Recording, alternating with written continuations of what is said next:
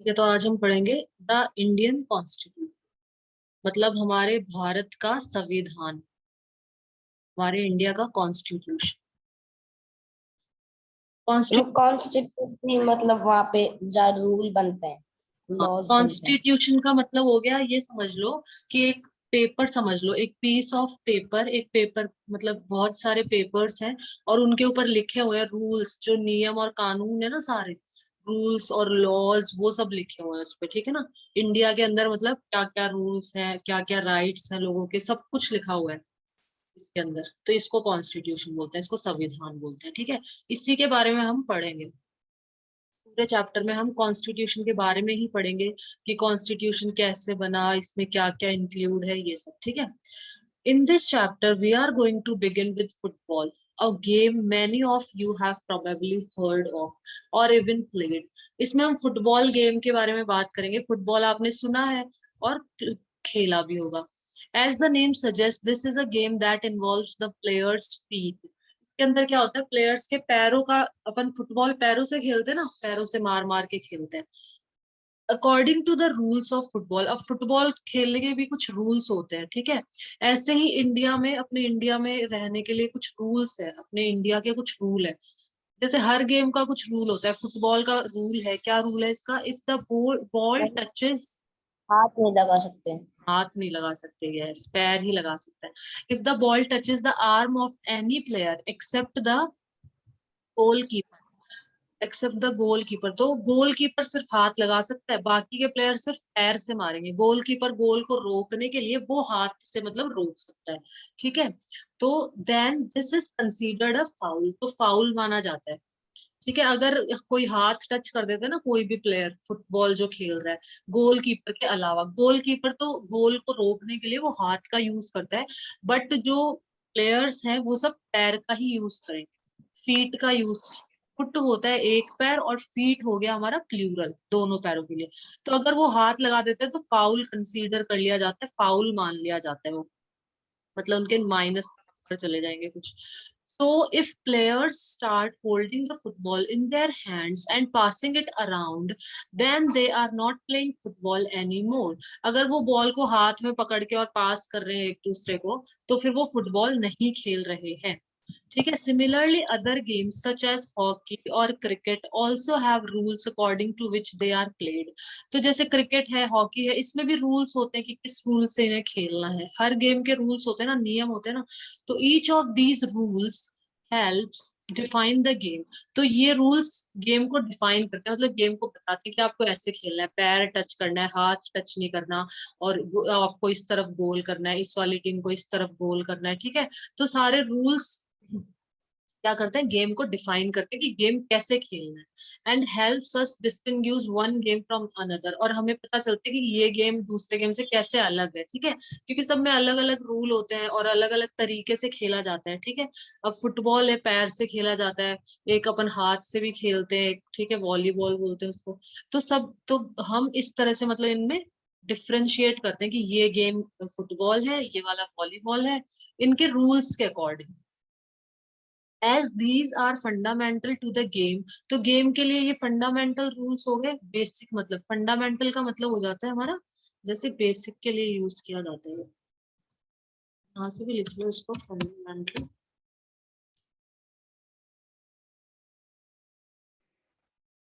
ये देखो, basic and important.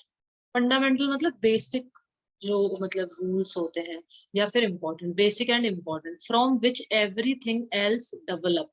मतलब सबसे बेसिक चीज जिससे फिर ऊपर ऊपर ऊपर ऊपर बनता है। जैसे बिल्डिंग है, तो बिल्डिंग में सबसे पहले ईंट ईंट रखी जाती है ना एक तरह से, तो ईंट उसका क्या हो गया, फंडामेंटल बोल दो। ठीक है। बेसिक और important, from which everything else develop, फिर इसके उसके बाद और चीजें डेवलप होती रहती है। तो बुनियादी और महत्वपूर्ण मूल स्रोत से संबंधित, there will be fundamental change in the way the school is run. तो कहाँ है फंडा, as these are fundamentals to the game. तो ये रूल्स जो होते हैं ये बेसिक मतलब होते हैं, गेम के लिए इम्पोर्टेंट है, और ये फंडामेंटल है, मतलब सबसे मूल। We can also call them the constitutive rules of the game. तो हम इनको कॉन्स्टिट्यूटिव रूल्स भी कह सकते हैं कि गेम के ये क्या है, कॉन्स्टिट्यूटिव रूल्स है। ठीक है, like these games a society also has constitutive rules. In games की तरह ही जो सोसाइटी है, सोसाइटी मतलब समाज जिसमें लोग रहते हैं, ठीक है, तो जो सोसाइटी है, जो समाज है, जो हम लोग हैं, हम लोगों से ही बनता है समाज, लोगों से ही। तो जो सोसाइटी है ऑल्सो हैज कॉन्स्टिट्यूटिव रूल, तो सोसाइटी के भी कुछ ना कुछ रूल होंगे, नियम होंगे कि ऐसे रहना है, ये नहीं करना, ये गलत है, ऐसे कोई करेगा तो इसको फाउल, उस यहाँ गेम्स में फाउल होता है, यहाँ पे पनिशमेंट मिल सकता है, ठीक है, इस तरह से। तो कॉन्स्टिट्यूटिव रूल्स, तो ये क्या है, like these games a society also has, society also has constitutive rules that make it what it is what it is and differentiate it from other kinds of society। तो हर society के भी अपने अपने क्या होते हैं, रूल्स होते हैं, जो इस ये मतलब दूसरी सोसाइटी से, जिसको मतलब रूल्स की वजह से दूसरे सोसाइटी से डिफरेंशिएट कर सके, ताकि अपन अलग। in large societies in which different communities of people live together, large society, बड़ी societies मतलब बड़ी societies के अंदर क्या होता है, जहाँ पे different communities के लोग रहते हैं, अलग अलग communities के लोग रहते हैं, ठीक है। कम्युनिटी क्या हो गया, एक ग्रुप हो गया जो एक ही तरह के, एक मतलब कपड़े पहनना, एक तरह की बोली बोलना, ठीक है ना, वो कम्युनिटीज के अंदर आ जाता है। आंसू भी लिख लो इसको। तो अलग अलग कम्युनिटी, जैसे हिंदू रह रहे हैं, मुस्लिम भी रह रहे हैं, सिख रह रहे हैं, ईसाई रह रहे हैं, सब लोग रह रहे हैं उसमें। All the people who live in a particular place area when considered as a group. Community मतलब ये हो जाएगा एक समूह, मतलब समुदाय कह लो हिंदी में। Group of people who have something in common, जिनके अंदर कुछ ना कुछ कॉमन है, जैसे हिंदू कम्युनिटी बोलते हैं अपन, मुस्लिम कम्युनिटी हो गई, ठीक है, और ये क्रिश्चियन कम्युनिटी हो गई। तो ये इन लार्ज सोसाइटीज में क्या होता है, अलग अलग कम्युनिटीज के लोग रहते हैं एक साथ। अब these rules are formulated through consensus, consensus का मतलब होता है सहमति से, ठीक है, सबकी सहमति से। ये नहीं कि एक जने ने बोल दिया कि ये रूल बनाओ और वो रूल बन गया, नहीं।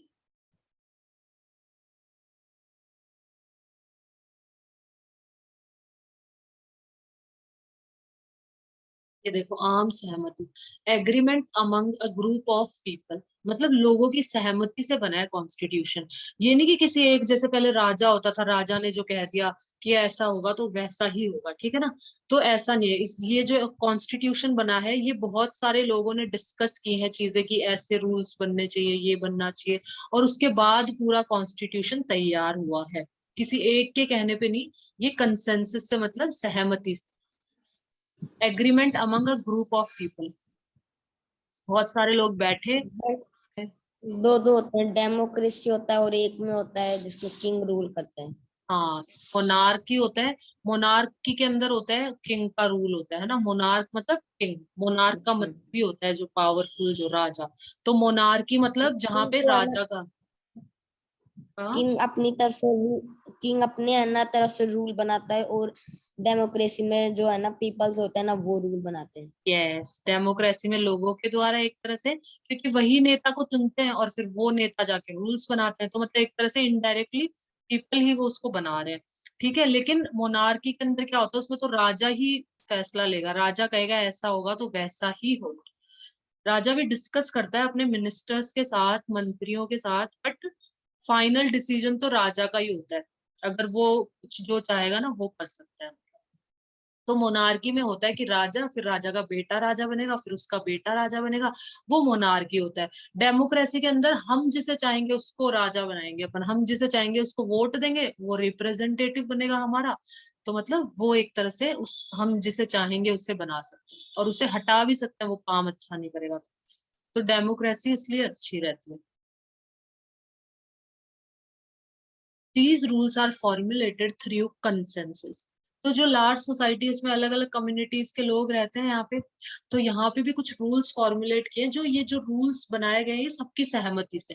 And in modern countries this consensus is usually available in return form, और मॉडर्न कंट्रीज है ना जो, उसमें रिटर्न फॉर्म में लिख दिया गया है, ओरली नहीं बताया, रिटर्न लिख दिया गया है कि ऐसा करोगे तो ऐसा होगा, ये तुम्हारे रूल, ये तुम्हारे मतलब राइट्स हैं, अधिकार हैं, ठीक है, ये तुम्हारे अधिकार, अधिकार लिख दिए, ये तुम्हारी ड्यूटीज है, कुछ ड्यूटीज भी है ना, अगर तुम लोगों को कुछ अधिकार दिए हैं तो तुम्हारी कुछ ड्यूटीज भी होंगी, ये तुम्हारी ड्यूटीज है। और भी कई तरह के रूल्स और लॉज सब कॉन्स्टिट्यूशन के अंदर लिखे हुए सारे के सारे। तो ये रिटर्न फॉर्म में होते हैं usually. A written document in which we find such rules is called a constitution. तो कॉन्स्टिट्यूशन क्या है? कॉन्स्टिट्यूशन सिंपल सी चीज है, रिटर्न डॉक्यूमेंट, मतलब एक लिखा हुआ है, उसके अंदर रूल्स लिखे गए हैं, कंट्री के रूल, हमारी इंडिया के कंट्री के जो भी नियम कानून कायदे जो भी हैं, ड्यूटीज है, राइट्स है, जो भी रूल्स है, ठीक है, लॉज है, वो सब लिखे हुए हैं कॉन्स्टिट्यूशन के अंदर। तो written document in which we find such rules is called constitution, इसको टिक कर लो। Written document in which we find such rules is called a constitution. तो एक ऐसा लिखा हुआ डॉक्यूमेंट जिसके अंदर सारे रूल्स हैं, तो वो हमारा क्या कहलाता है? कॉन्स्टिट्यूशन। ये सिंपल सी चीज, ये इतना सब कुछ कॉन्स्टिट्यूशन को समझाने के लिए हमने ये पूरा पैराग्राफ पढ़ा है। मेन बात ये है, बस ये 2 line. We have looked at the Indian Constitution in classes 6th and 7th in our social and political life textbook. हमने इंडियन कॉन्स्टिट्यूशन के बारे में 6th और 7th क्लासेस में देखा था। Have you ever wondered why we need a constitution or been curious about how the constitution got written or who wrote it? तो क्या आपने कभी सोचा है कि हमें कॉन्स्टिट्यूशन की जरूरत क्यों है? Why we need it? हमें क्यों जरूरत है इसकी? और बीइंग क्यूरियस, क्यूरियस मतलब हम इतने उत्सुक क्यों है इसको, about how the constitution got return, कि ये कैसे लिखा गया, किसने लिखा, जानने का उत्सुक तो होता है ना कि हाँ कॉन्स्टिट्यूशन में क्या है, ये किसने लिखा, क्यों लिखा, हर चीज की वो तो क्यूरियस होते हैं अपन। In this chapter we will discuss both these issues and also, तो हम ये डिस्कस करेंगे इस चैप्टर में कि कॉन्स्टिट्यूशन कैसे लिखा गया, किन के द्वारा लिखा गया, किसने लिखा, इसको कैसे लिखा, इसकी जरूरत क्यों पड़ी, इन सब के बारे में हम इस चैप्टर के अंदर पढ़ेंगे। Also look at the key features of Indian constitution के की फीचर्स जो हैं, जो मेन फीचर्स एक तरह से, उनको भी हम देखेंगे। Each of these features is crucial to the working of democracy in India. इनमें से प्रत्येक फीचर, क्रूशियल का मतलब होता है बहुत ही इंपॉर्टेंट, प्रत्येक जो फीचर है वो बहुत ही इंपॉर्टेंट है to the working of democracy in India. India में डेमोक्रेसी बनी रहे इसके लिए, मतलब कॉन्स्टिट्यूशन के अंदर जो की फीचर्स दे रखे ना, मतलब जो मेन मेन, ये तो आपको पढ़ ही लेने चाहिए। अगर पूरा कॉन्स्टिट्यूशन नहीं पढ़ पाते तो ये की फीचर्स है मेन की, ये तो पता होने चाहिए सबको। तो ये जो की फीचर्स है ये बहुत इंपॉर्टेंट है डेमोक्रेसी को चलाने के लिए। And some of these will be the focus of different chapters in this book. बस अब हम यहाँ से पढ़ते हैं कॉन्स्टिट्यूशन की नीड क्यों है, क्यों जरूरत पड़ी। Why does a country need a constitution? किसी कंट्री को कॉन्स्टिट्यूशन की जरूरत क्यों पड़ती है?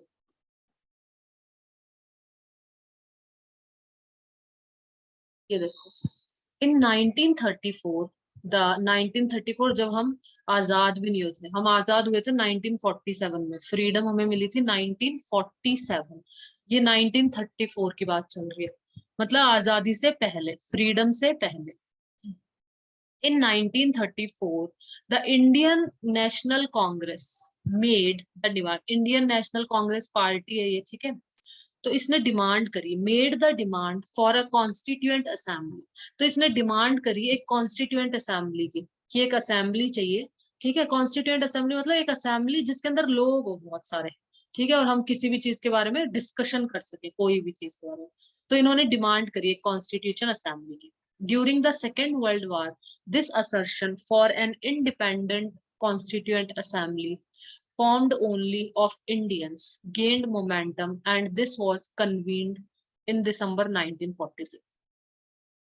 कन्वीन्ड का मतलब होता है, मतलब वो मीटिंग को किया गया, आयोजित किया गया है। यहाँ से भी लिख लो इसको।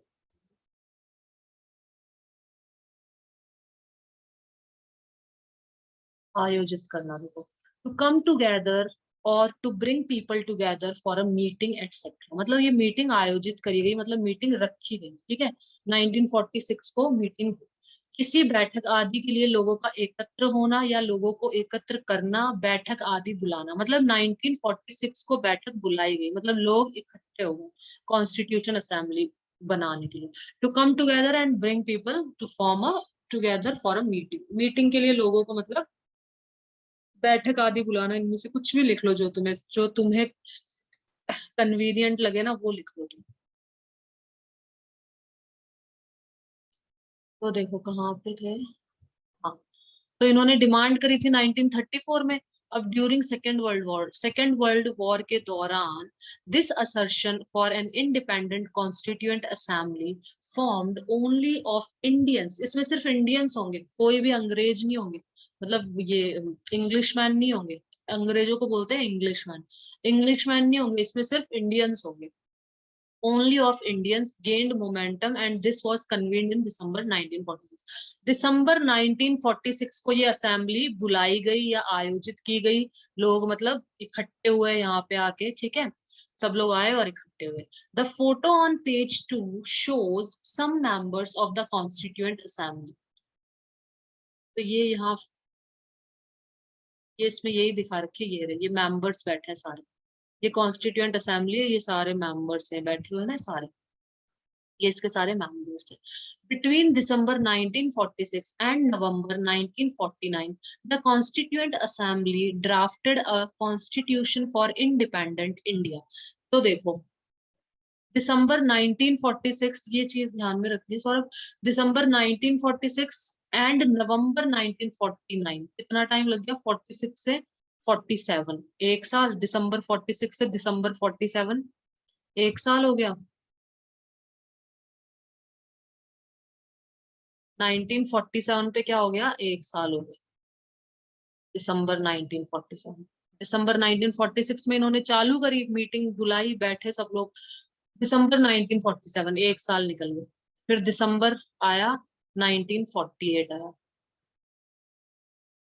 ठीक है, 2 साल निकल गए, 1946 से 47 हमारा एक साल हो गया, यहाँ पे 1 ईयर निकल गया, 1 ईयर, और यहाँ पे दूसरा ईयर, तो 2 साल और तीसरा, मतलब 3 साल लग गए, नवंबर इसके बाद दिसंबर ही आता है, तो 1 महीने पहले बस, तो लगभग 3 साल कह लो।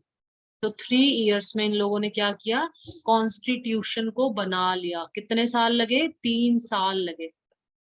ये क्वेश्चन आता है कि कॉन्स्टिट्यूशन, तो between December 1946 and November 1949 the constituent assembly drafted a constitution, जो कॉन्स्टिट्यूएंट असेंबली थी, ये जो लोग थे, इन्होंने ड्राफ्ट करना मतलब वही होता है एक तरह से लिखना, ठीक है, लिख लिया पूरा कि ऐसे ऐसे होगा, फिर उसको प्रिंट करवा लेंगे बाद में। Drafted a constitution for independent India, तो इंडिपेंडेंट इंडिया के लिए इन्होंने कॉन्स्टिट्यूशन ड्राफ्ट किया, बनाया।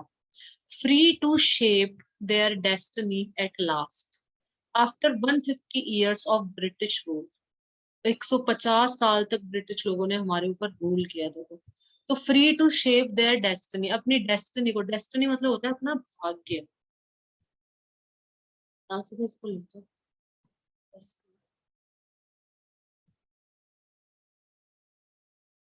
मतलब लक या भाग्य बोल दो, भाग्य, किस्मत, ठीक है, नियति, कुछ भी कह दो इसमें से, fate, the things that happen to you in your life, specially things that you can not control, वो चीजें जो अपनी लाइफ में होती है जिन पे हमारा कंट्रोल नहीं है, वो मतलब हो जाती है चीजें, तो नियति, ठीक है, जीवन में घटित होने वाली घटनाएं जो नियंत्रण नहीं की जा सकती, लोगों, a power that people believe controls their life, मतलब उनका भाग्य, ऐसे कहते हैं ना, मेरा तो भाग्य ऐसा था, किस्मती ऐसी थी, ठीक है, तो लोगों के जीवन को नियंत्रण करने वाली कथित शक्ति, फेट, फेट भी बोलते हैं इसको, फेट मतलब भी भाग्य होता है, तो यहाँ से इसका भी लिखो, ड्राफ्टेड का भी लिखो, ड्राफ्ट करना देखो, तैयार करना उसको, मतलब कॉन्स्टिट्यूशन को ड्राफ्ट किया, लिखा गया, उसको तैयार किया गया। टू मेक अ फर्स्ट और early copy of a piece of writing, constitution को ड्राफ्ट करना, ये यहाँ लिखा था ना, ये देखो, ये यहाँ पे लिखा है ना, ड्राफ्टेड अ कॉन्स्टिट्यूशन, कॉन्स्टिट्यूशन को ड्राफ्ट करा मतलब उन्होंने पेपर पे लिखा, सबसे पहले लिखा, फिर उसको प्रिंट करवाएंगे, फिर अच्छे से सजाएंगे उसको, पूरा कवर ववर चढ़ा के, वो सब बाद में करेंगे, अभी सिर्फ पेजेस पे लिख लिया कि हाँ ऐसा होना चाहिए, ऐसा होना चाहिए, सारी चीजें लिखी है। तो इसको भी लिख लो, to make a first and early copy of a piece of writing, किसी भी चीज की लेख का प्रारूप मौजूदा पहली प्रति तैयार करना, पहले बार कॉन्स्टिट्यूशन में कि ये फर्स्ट रूल ये होगा, सेकंड रूल ये होगा, थर्ड ये होगा, फोर्थ ये होगा, इस तरह से कई सारे रूल्स और लॉज हैं, तो वो सारे इन लोगों ने लिखे हैं पहली बार। ये मीनिंग्स है ना सौरभ, ये ऊपर लिखते जाओ, बहुत इंपॉर्टेंट मीनिंग्स है, बहुत ज्यादा इंपॉर्टेंट, एक भी मिस मत करो। जो जो मैं यहाँ दिखा रही हूँ ना, उसके ऊपर ही लिख लो, पेंसिल से बुक के ऊपर ही लिख लो, चाहिए या किसी नोटबुक में लिख लो, कैसे भी लिख लो। तो देखो फिर क्या हुआ, free to shape their destiny, मतलब एक तरह से जो भाग्य किस्मत है उसको उसको शेप देने के लिए, ठीक है। इस सारे इंडियंस फ्री है, 1947 में तो आजादी मिल गई थी, ठीक है। 1949 46 मतलब 7 में मिलने ही वाली थी अपन को, 1946 7 में मिल गई थी। तो इन्होंने कॉन्स्टिट्यूएंट असेंबली में जो कॉन्स्टिट्यूशन था उसको ड्राफ्ट किया, उसे लिखा इंडिपेंडेंट इंडिया के लिए, कि हमारा इंडिपेंडेंट इंडिया ऐसा होगा, ये हमारे रूल्स होंगे। Free to shape their destiny at last after 150 years of British rule, the members of the Constituent Assembly approached this task with the great idealism that the freedom struggle had helped produce. You will read more about the work of Constitution Assembly later in the chapter. Constitution Assembly के और क्या क्या काम होते हैं वो हम पढ़ेंगे चैप्टर में आगे। The photo alongside shows Prime Minister Jawaharlal Nehru addressing the Constituent Assembly. ये जवाहरलाल नेहरू खड़े हैं, ये टोपी लगा के, टोपी लगाते थे और गुलाब का फूल रखते थे, है ना, उसका रोज रखते थे, गुलाब का फूल रखते थे, अपने पॉकेट के लगा के रखते थे हमेशा, और ये बच्चों से बहुत प्रेम करते थे। तो the photo along side shows, ये हमारे प्राइम मिनिस्टर थे जवाहरलाल नेहरू, ये एड्रेस कर रहे हैं, भाषण दे रहे हैं लोगों को, कॉन्स्टिट्यूएंट असेंबली में लोगों को एड्रेस कर रहे हैं। ये देखो ब्रिटिश ने हमारे ऊपर 150 साल तक राज किया, 150 ईयर्स तक हम, 150 ईयर्स तक हम लोग स्लेव्स बन के रहे एक तरह से। Today most countries in the world have a constitution, ज्यादातर कंट्रीज क्या कॉन्स्टिट्यूशन है वर्ल्ड के अंदर, ज्यादातर कंट्रीज, मोस्ट कंट्रीज मतलब सबका नहीं कह रहे, लेकिन ज्यादातर कंट्रीज के पास में उनका कॉन्स्टिट्यूशन है। While all democratic countries are likely to have a constitution, जितनी भी डेमोक्रेटिक कंट्रीज हैं जिनमें लोग अपनी सरकार को चुनते हैं, ठीक है ना, लोग गवर्नमेंट को चुनते हैं, पीपल गवर्नमेंट को चुन रहे हैं ना, तो वो डेमोक्रेटिक जो भी कंट्रीज हैं उनका सबका मतलब सब में कॉन्स्टिट्यूशन है, are likely to have a constitution.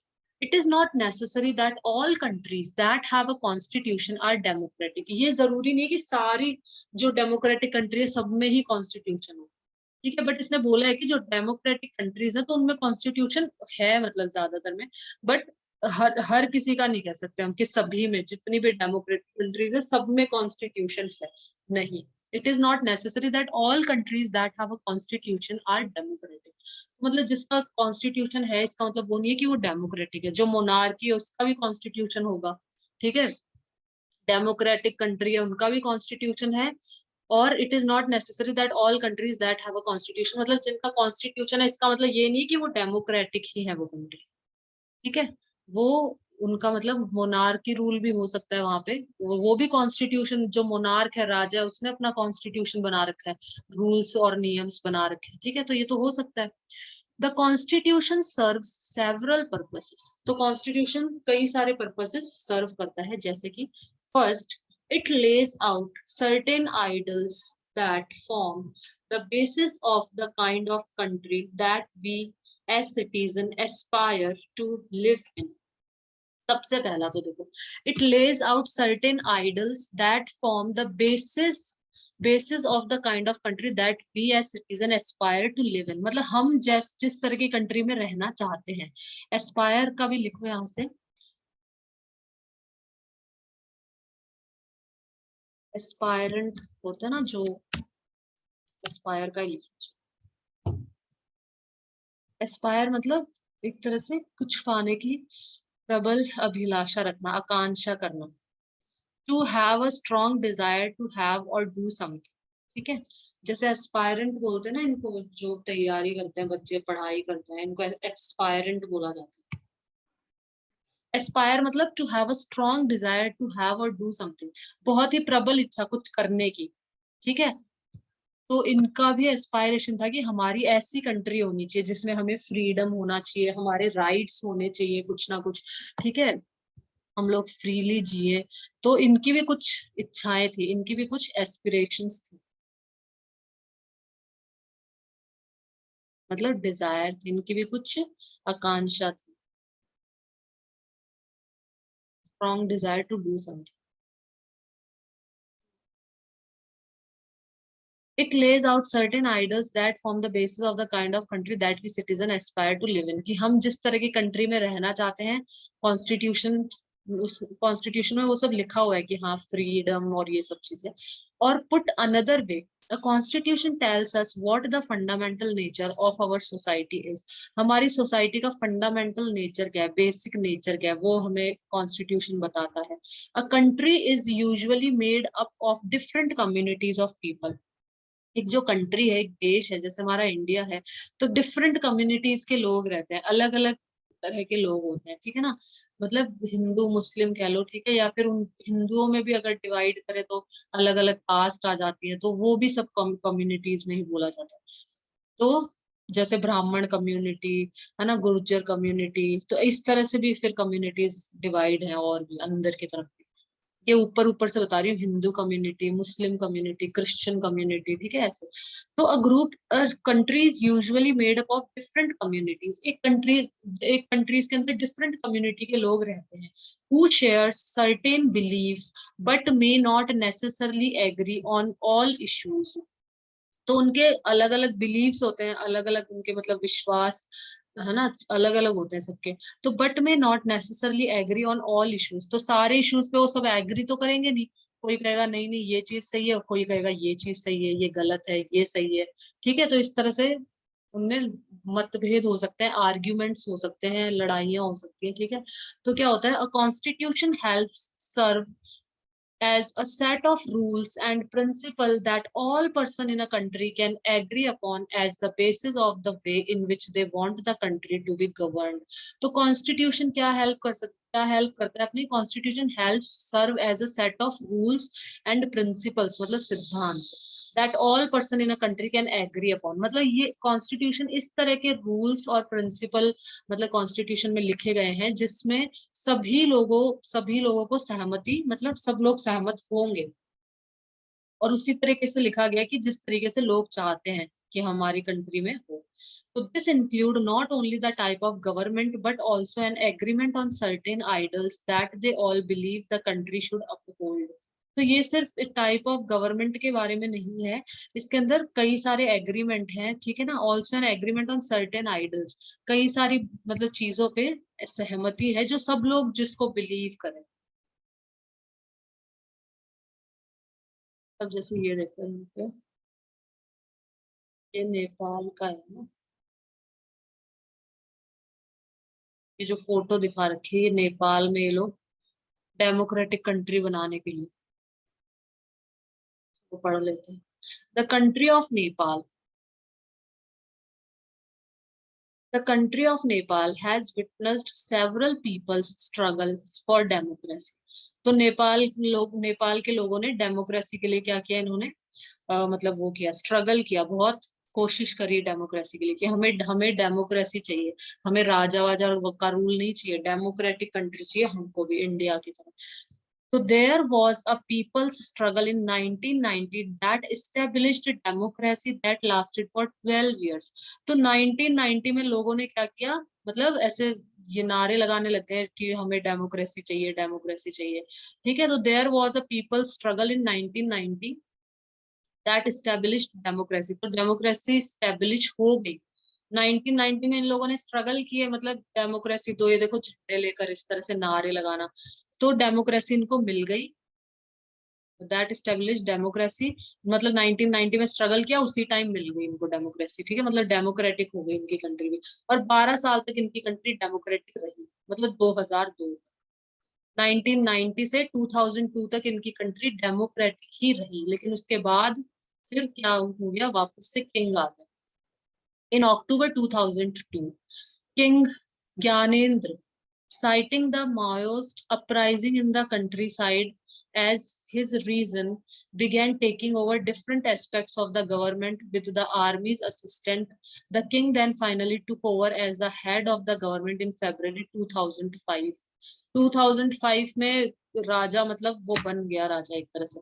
तो इन अक्टूबर 22 जो एक किंग ज्ञानेंद्र था, इसने क्या करा, इसने मतलब आर्मी की असिस्टेंस से, आर्मी की सहायता से गवर्नमेंट के जितने भी चीजें थी उनको अपने अधीन में ले लिया आर्मी की सहायता से, और ये फाइनली किंग बन गया 2005।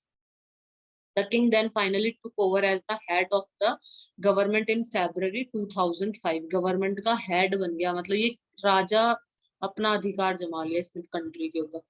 In November 2005, the Maoist joined other political parties। इसका भी लिख लो, अलगाववादी बोलते हैं इनको हिंदी में।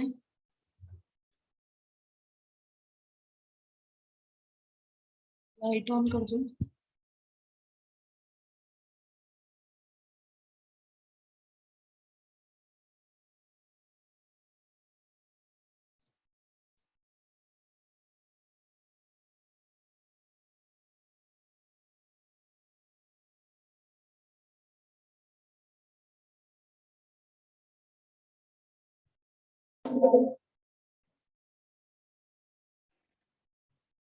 माओइस्ट का मतलब होता है, देखो,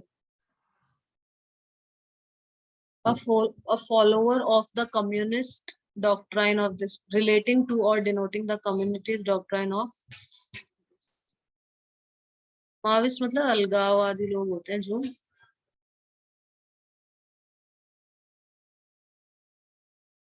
तो मतलब ये लोग जो मतलब स्ट्रगल के लिए ये कर रहे हैं कि हमें डेमोक्रेसी चाहिए। तो यहाँ पे देखो कहाँ थे हम, इधर थे। In November 2005, the Maoists joined other political parties to sign a 12-point agreement। तो जो माओइस्ट थे इन लोगों ने दूसरी पार्टी ज्वाइन कर ली, political party. This agreement signaled to the larger public an imminent return to democracy and peace। और ये जो इन्होंने दूसरी पार्टी ज्वाइन करी to sign 12 point agreement, 12 point के कुछ सहमति के 12 पॉइंट थे कि ये 12 पॉइंट से तुम सहमत हो तो तुम पॉलिटिकल पार्टी ज्वाइन कर सकते हो।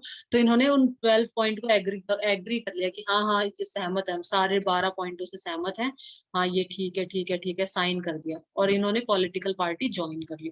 तो this agreement signalled to the larger public as imminent return to the democracy. कि मतलब ये जो इन्होंने एग्रीमेंट किया ना, तो ये एक तरह से सिग्नल था कि डेमोक्रेसी जल्दी ही वापस आ जाएगी। इमिनेंट का मतलब होता है मतलब अभी पास में ये कोई चीज, इमिनेंट मतलब निकट भविष्य में होने वाली कोई चीज, उसके लिए यूज किया जाता है।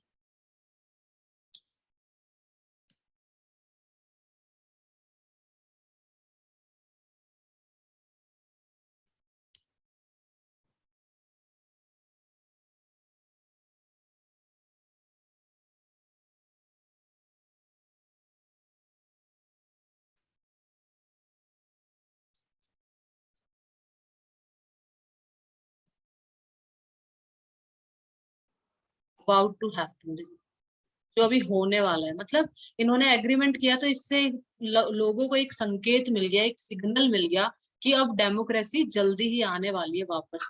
Usually used about something unpleasant almost certain to happen very soon, मतलब कोई चीज जल्दी ही होने वाली है। ज्यादातर अपन अनप्लीजेंट चीजों के लिए इसका यूज करते हैं। प्राय अप्रिय बात, बहुत शीघ्र, लगभग निश्चित रूप से घटित होने वाली। ठीक है, जो मतलब अभी होने वाली है कोई चीज का तुम लिखना चाहो ना तो ये लिख लिया। ये देखो इसका एग्जांपल देखो, heavy rainfall means that flooding is imminent. Heavy rainfall हो रही है, बहुत तेज तेज बारिश हो रही है, तो इसका मतलब फ्लड आने वाला है। फ्लड इज मतलब about to happen, flooding is imminent, imminent मतलब फ्लड आ सकता है। अबाउट टू हैपन लिख लो इसका, या फिर हिंदी में लिखना चाहो तो इनमें से लिख लो वेरी सून, ऐसे लिख लो certain to happen very soon. देखो आगे चलते हैं। तो इसने ये 12 पॉइंट का एग्रीमेंट जब इन लोगों ने साइन कर दिया और इन्होंने पार्टी ज्वाइन कर ली, तो this agreement signalled to larger public, तो ये एग्रीमेंट ने एक तरह से लार्जर पब्लिक को क्या सिग्नल किया कि डेमोक्रेसी अभी जल्दी ही आने वाली है, डेमोक्रेसी और पीस, पीस मतलब शांति। In 2006, this people's movement for democracy began gaining immense force. तो ये वापस 2006 में लोगों ने मूवमेंट कर दिया कि हमको तो डेमोक्रेसी चाहिए। ये राजा आ गया था ना 2005 में, 2006 में इन्होंने वापस से कर दिया मूवमेंट स्टार्ट कि डेमोक्रेसी चाहिए कंट्री के अंदर, डेमोक्रेटिक कंट्री चाहिए हमको। तो for democracy began gaining immense force, तो it repeatedly refused the small concessions that the king made, and finally in April 2006 the king restored the third parliament and asked the political parties to form a government. In 2008 Nepal became a democracy after abolishing the monarchy. 2008 में Nepal completely democratic बन गया और monarchy का abolish मतलब बहिष्कार कर देना, मतलब उसका एंड कर देना किसी चीज का। ठीक है, इसका भी लिखो, ये सारे मीनिंग्स लिखो यहाँ से। एबॉलिश मतलब कानूनन खत्म कर देना किसी चीज को, एबॉलिश करना। एंड अ लॉ और ऑफिशियली, देखो टू एंड अ लॉ और सिस्टम ऑफिशियली, किसी कानून या प्रथा को आधिकारिक रूप से समाप्त कर देना। तो जो मोनार्की की प्रथा चल रही थी ना, मोनार्क राजा वाली, उसको एंड कर दिया, उसको एबॉलिश कर दिया नेपाल के अंदर भी। ठीक है, किसी कानून या प्रथा को आधिकारिक रूप से समाप्त, एंड लॉ और सिस्टम ऑफिशियली, वो कहाँ है, हाँ 2008 में Nepal became a democracy after abolishing the monarchy, monarchy का एंड हो गया, राजा वाली उसका एंड हो गया कि राजा नहीं रहेंगे, अब डेमोक्रेसी रहेगी। The above photo shows scenes from the people's movement for democracy in 2006 में जो लोगों ने पीपल्स का मूवमेंट था वो दिखा रखा है ये ऊपर फोटो में, ये दिखा, ये देखो। रीस्टोर्ड का भी लिख दो।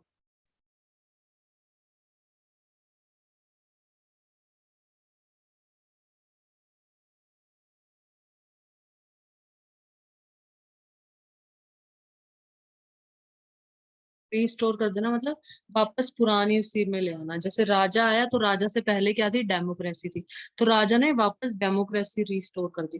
To put somebody something back into his her its former condition और पोजीशन, व्यक्ति या वस्तु को उसकी पूर्व दशा या स्थिति में लाना।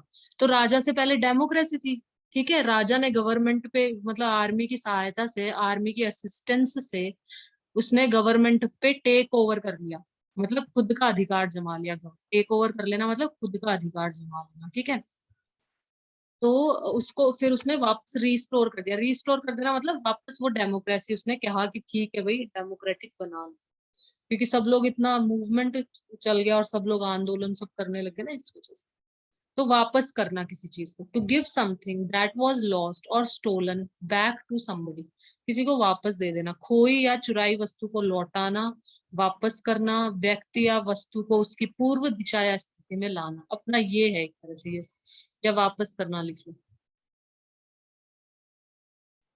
ठीक है, तो और इसका भी लिखो, कंसेशन का भी लिखो।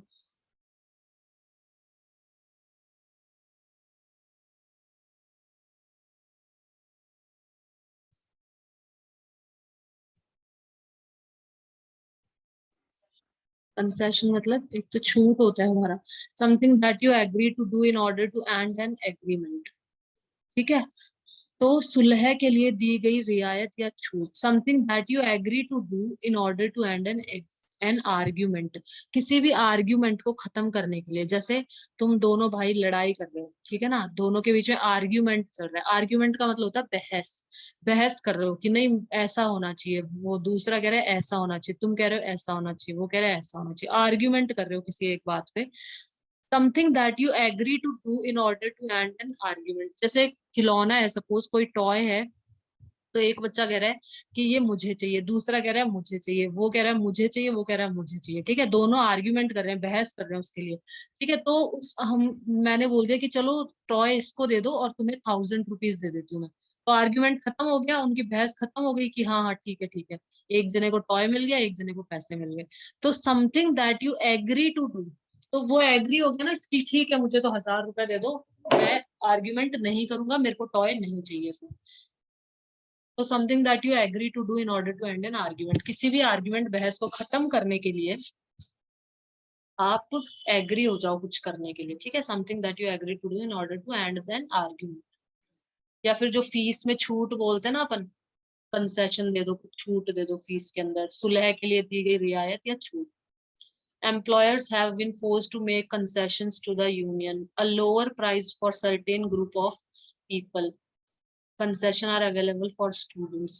स्टूडेंट होते हैं ना जिनको कंसेशन, जो पुअर जैसे बच्चे होते हैं, पुअर चाइल्ड होते हैं या पुअर जो चिल्ड्रन होते हैं, उनके लिए कंसेशन दिया जाता है, ठीक है, सरकार की तरफ से, कि स्कूलों में इनको छूट मिलेगी, इनको फीस के अंदर छूट मिलती है ना, उसको भी कंसेशन बोलते हैं। अपने वाला कंसेशन ये है, something that you agree to do in order to end an argument.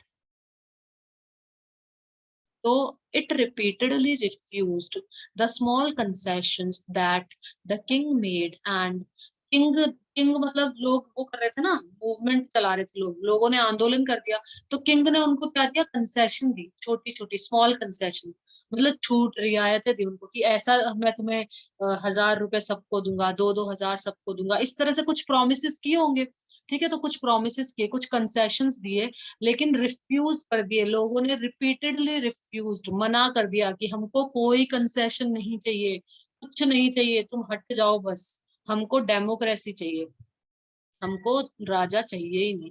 तो it repeatedly refused the small concession that the king made, king ने जो स्मॉल कंसेशन दिए लोगों को, वो लोगों ने रिफ्यूज कर दी। हाँ, रिपीटेडली मतलब बार बार मना कर दिया, किंग बार बार दे रहा था, लो 1000 रुपए दे देता हूँ, लोगों ने बोला नहीं चाहिए नहीं चाहिए, लो सब हर इंसान को 1500 दूंगा, मना कर दिया, नहीं चाहिए, तुम हट जाओ बस, हमको कुछ नहीं चाहिए, तुम हटो और डेमोक्रेसी लेके आओ, हमको तो डेमोक्रेसी चाहिए। रिपीटेडली मतलब बार, रिपीटेडली कोई चीज को बार बार कहना, बार बार दोहराना, ठीक है, बार बार मना कर देना, रिफ्यूज मतलब मना करना। तो लोगों ने मना कर दिया कि नहीं चाहिए नहीं चाहिए, कुछ भी नहीं चाहिए। तो किंग उनको बहला फुसला रहा था कि चलो तो कुछ छूट दे दे इनको, मतलब कुछ ये दे देते कि तुम्हें फ्री में पानी दे देंगे, फ्री में लाइट दे देंगे, इस तरह से कुछ करते ना कंसेशन, या फिर तुम लोगों को 1-1 हजार रुपए दे देंगे सबको, या टैक्स में छूट दे देंगे, इस तरह के कुछ प्रोमिस किए उसने, लेकिन लोगों ने रिफ्यूज कर दिया। रिपीटेडली मतलब लोगों ने बार बार मना कर दिया कि हमें कोई कंसेशन नहीं चाहिए, कोई भी छूट नहीं चाहिए, तुम हट जाओ बस, हमें डेमोक्रेसी चाहिए। एंड फाइनली इन अप्रैल 2006, तो अब राजा के विचार के मानने से माने नहीं लोग, तो राजा को हटना पड़ेगा अब। तो फाइनली इन अप्रैल 2006, तो अप्रैल 2006 में the king restored the third parliament, तो किंग ने थर्ड पार्लियामेंट को वापस से स्थापित कर दिया कि पार्लियामेंट आ जाओ, बैठो, डिस्कशन करो, गवर्नमेंट बनाओ तुम्हारी, मुझे तो ये लोग जीने नहीं दे रहे, मुझे तो हटना पड़ेगा। And asked the political party to form a government, इसने थर्ड पार्लियामेंट को रिस्टोर किया, वापस से स्थापित किया, और पॉलिटिकल पार्टीज को बोला कि आप अपनी सरकार बनाइए, मैं हट रहा हूँ यहाँ से। तो इन 2008 में क्या हुआ, Nepal become a democracy after abolishing monarchy. 2008 में नेपाल को डेमोक्रेसी मिल गई, और एबॉलिश मतलब एंड हो, क्या कह रहे हो सौरभ चीज? पार्लियामेंट, पार्लियामेंट मतलब होती है अपनी संसद, पार्लियामेंट संसद, जहाँ पे सब लोग बैठते हैं, मीटिंग करते हैं, डिस्कशन करते हैं, रूल्स बनाते हैं, ठीक है, लॉज बनाते हैं, वो पार्लियामेंट है हमारी। पार्लियामेंट मतलब अपनी संसद। हाँ, कॉन्स्टिट्यूंसी रूल बनाते हैं।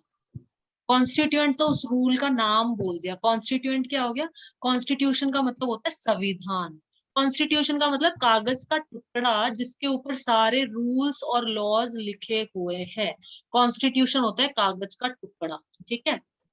पार्लियामेंट का मतलब होता है संसद, हिंदी में बोलते हैं संसद, इंग्लिश में बोलते हैं पार्लियामेंट, पार्लियामेंट हाउस या संसद भवन कह लो, ठीक है। तो पार्लियामेंट के अंदर, पार्लियामेंट में दो हाउस होते हैं, एक अपर हाउस एक लोअर हाउस।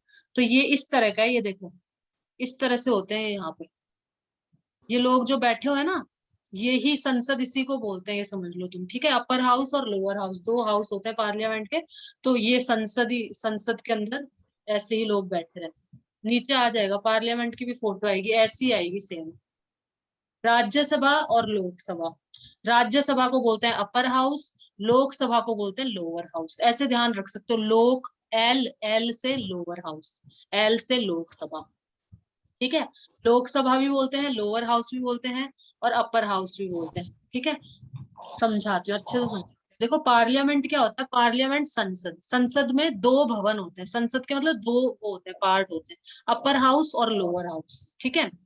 तो इसी तरह के होते हैं दोनों भवन, ये जो दिखा रखा है ना सारा वैसा, ये समझ लो ये अपर हाउस है। और इसी तरह का लोअर हाउस होता है, अपर हाउस में सीटें कम होती है, लोअर हाउस में सीटें ज्यादा होती है, ये है बस। अपर हाउस जो होगा ना उसके अंदर सीट कम होती है, जो लोग बैठते हैं ना, कम लोग बैठते हैं उसके अंदर, और लोअर हाउस में सीटें बहुत ज्यादा होती है। ये पूरी इंडिया की एक ही होती है पार्लियामेंट, संसद सिर्फ दिल्ली के अंदर है, और संसद एक ही है पूरे इंडिया का, हर स्टेट का अलग अलग पार्लियामेंट नहीं होता है। वो विधानसभा होती है, लेजिस्लेटिव असेंबली, हर स्टेट की होती है लेजिस्लेटिव असेंबली, ठीक है। पूरी कंट्री का होता है पार्लियामेंट, जहां पे रूल्स और लॉज बनाए जाते हैं। जैसे अभी 370 का जो हटा था ना, 370 धारा हटाई गई थी जो, तो वो इन पार्लियामेंट में ही डिस्कस, पार्लियामेंट के जो हाउस है ना, दो हाउस होते हैं, एक तो ये देख लो ऐसे होते हैं दोनों सेम टू सेम, ऐसे कैसे, ऐसे ही यहाँ बैठे रहते हैं, ये यहाँ बैठे हैं, ये यहाँ बैठा रहता है स्पीकर। तो ये हो गया हमारा राज्यसभा, अपर हाउस हो गया। पहले लोअर हाउस के अंदर डिस्कशन होता है, लोअर हाउस में डिस्कशन करते हैं, उसमें भी ऐसे ही बैठे रहते हैं, तो डिस्कस करते हैं।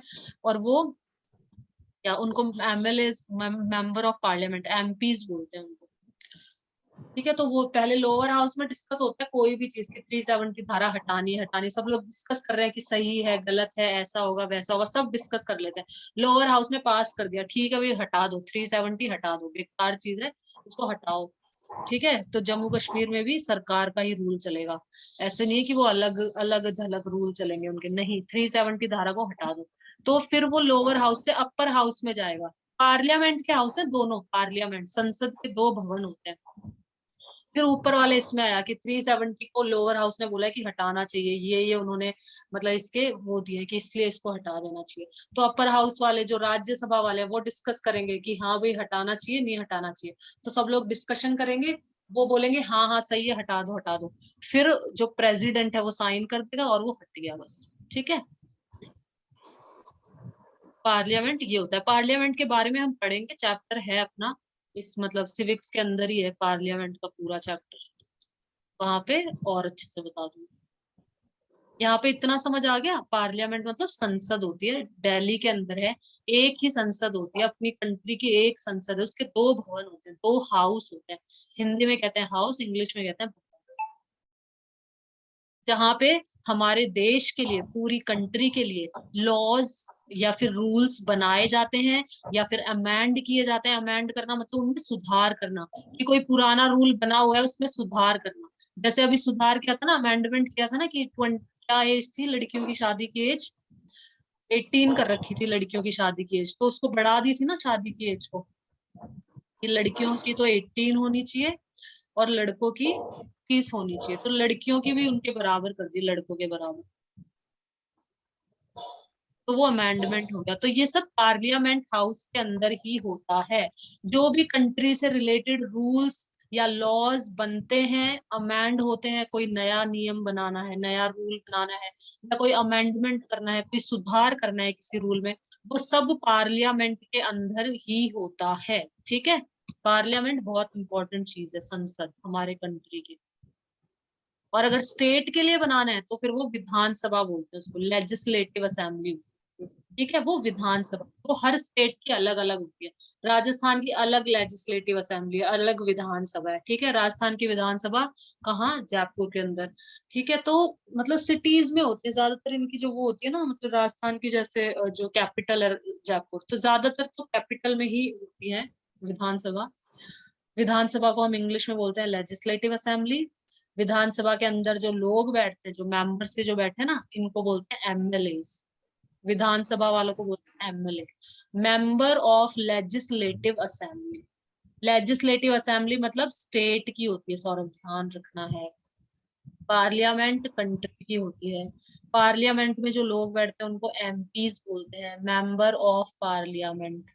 लेजिस्लेटिव असेंबली में जो लोग बैठते हैं उनको member of legislative assembly, MLA बोलते हैं। एमएलए सुना होगा ना, एमएलए। Yes ma'am. और आगे चैप्टर है इसका पूरा, वहां पे और अच्छे से पढ़ा दूंगी। आज हम कितना कर लेते हैं, तो पढ़ लेते हैं इसको थोड़ा सा। Let us try and understand what we mean by this through two contrasting situations in the recent history of Nepal, a country that border India on north. Nepal कहाँ पर है पता है ना तुमको? ऊपर की तरफ इंडिया में। दिखाऊं मैप के अंदर? मैप में दिखाती हूँ। इस नेपाल के बारे में हम पढ़ रहे हैं, वो देखो यहाँ पे इंडिया से लगा हुआ है, ऊपर की तरफ है।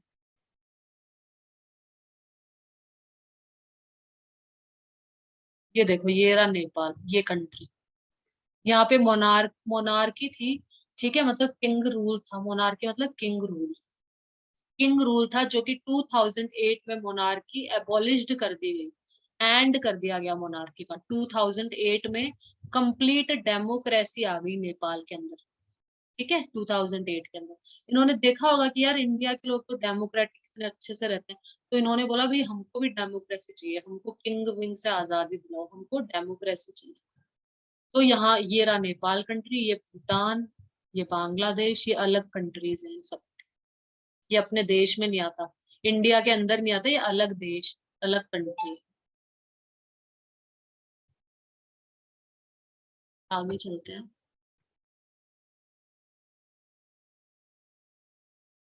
तो देखो, कॉन्ट्रास्टिंग सिचुएशंस का मतलब होता है, कॉन्ट्रास्ट मतलब विभिन्नता, डिफरेंस मतलब लोगों में। लिख लो इसको, यहाँ से लिखो।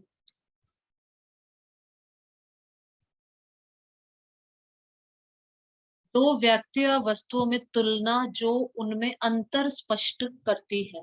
Comparison between two people. Contrasting, contrast मतलब दो लोगों में कंपैरिजन एक तरह से, ठीक है, या दो ग्रुप में, दो ग्रुप हैं, ठीक है, उनमें comparison. Comparison between two people और things that shows the difference between them, जो दोनों के बीच में डिफरेंस शो करे।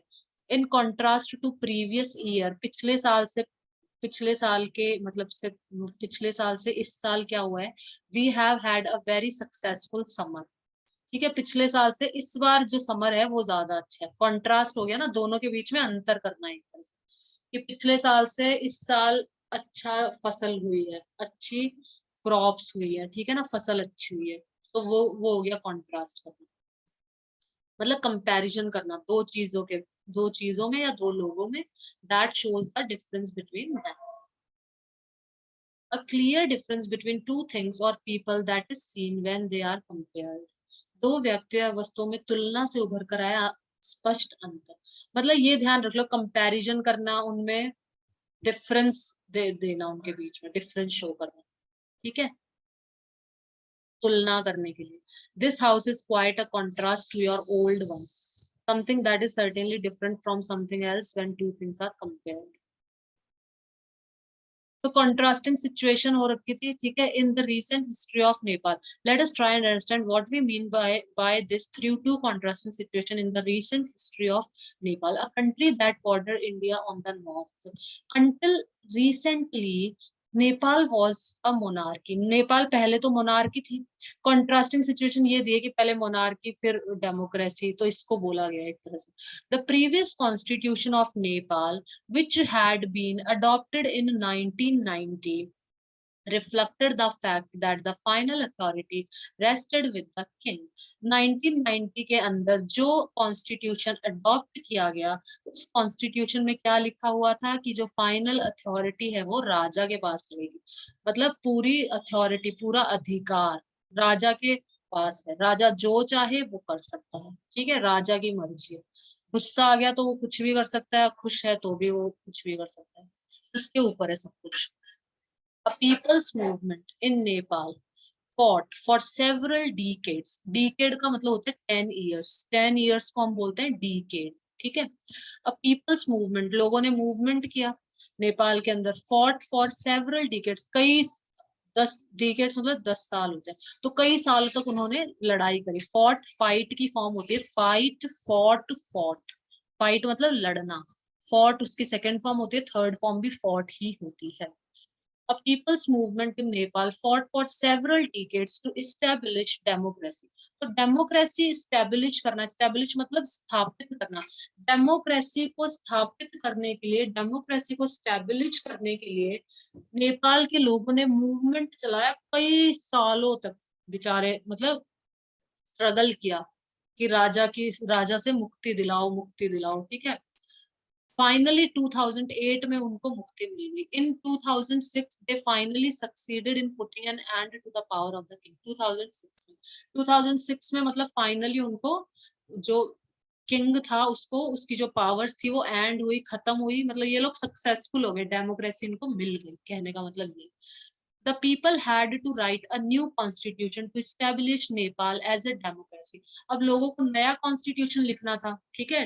नेपाल के लिए कि अब ये डेमोक्रेसी बन गई है तो इसके लिए नया कॉन्स्टिट्यूशन आएगा. जो राजा वाला कॉन्स्टिट्यूशन था उसको फाड़ दो, फेंक दो उसको, नया कॉन्स्टिट्यूशन बनाएंगे. The reason that they did not want to continue with the previous constitution is because it did not reflect the ideals of the country that they want Nepal to be and that they have fought for. तो इन्होंने पुराना constitution क्यों नहीं अपना लिया, इन्होंने continue नहीं किया. ये देखो, the reason that they did not want to continue with the previous constitution, जो राजा वाला कॉन्स्टिट्यूशन था ना, इन्होंने बोला भाई राजा वाला कॉन्स्टिट्यूशन फाड़ के फेंक दो, नहीं चाहिए उस कॉन्स्टिट्यूशन, क्योंकि उसके अंदर ऐसी चीजें लिखी हैं जैसा, मतलब हमने इसलिए लड़ाई करी कि राजा का कॉन्स्टिट्यूशन ही चलाएंगे अब की, इसलिए थोड़ी हम लोगों ने स्ट्रगल किया कि राजा वाला कॉन्स्टिट्यूशन ही मतलब कंटिन्यू रखें. नहीं, इस राजा वाले कॉन्स्टिट्यूशन को फाड़ो, क्योंकि इसके अंदर जो चीजें लिखी गई हैं हम वैसा नहीं चाहते कि नेपाल के अंदर वैसा हो. ठीक है.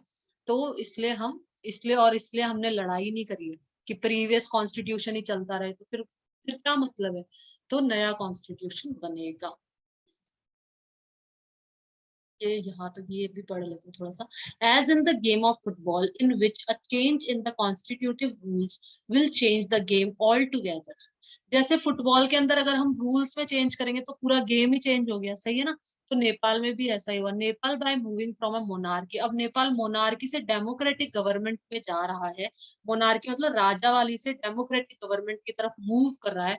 तो इसके भी कॉन्स्टिट्यूशन जो रूल्स है वो चेंज होने चाहिए ना. चेंज नहीं होंगे तो मोनार्की हो गया. फिर डेमोक्रेटिक का क्या मतलब, जो राजा ने जो रूल्स बना रखे हैं, राजा ने अपने फायदे के लिए रूल्स बनाए ना, तो वो अगर रूल्स में चेंज नहीं हो रहा, कॉन्स्टिट्यूशन जो कॉन्स्टिट्यूटिव रूल्स है इसमें चेंज नहीं होगा, तो किस बात की डेमोक्रेटिक गवर्नमेंट फिर.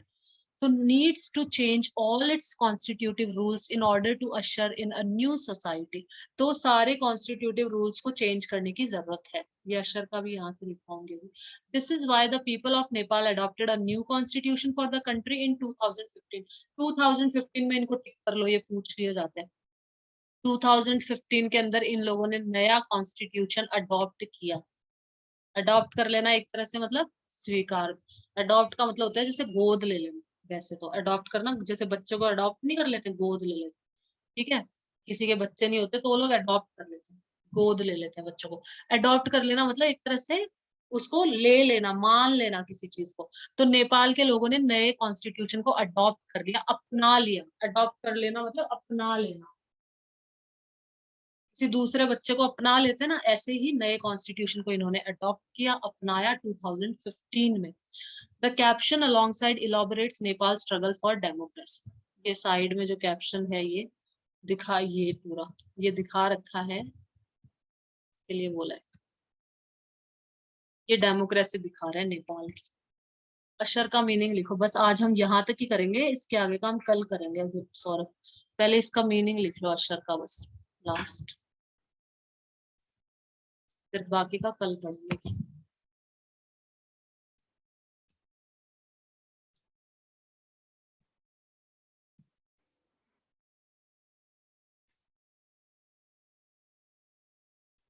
A person who shows people to their seats in a theatre, church etcetera. प्रवेशक, वह व्यक्ति जो थिएटर, चर्च आदि में लोगों को उनका स्थान बताता है, उसको अशर बोलते हैं, ठीक है। To take or show somebody where to go, किसी को अंदर ले जाना, वो नहीं होते ब्लैक कलर के कपड़े पहन के कि आप चलो चलो, एस्कॉर्ट जो करते हैं अपन को कि यहाँ चलो यहाँ चलो यहाँ चलो। तो I was ushered into an office, किसी को ले जाना, गंतव्य स्थान दिखाना या जगह पर पहुंचाना। To take or show somebody where to go, ठीक है, ये लिख लो मीनिंग्स।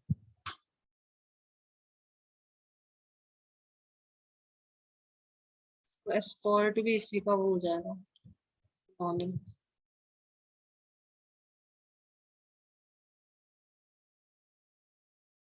चलो बाकी का हम कल करेंगे, आज यहीं तक, ठीक है, बाकी का कल कंटिन्यू रखेंगे।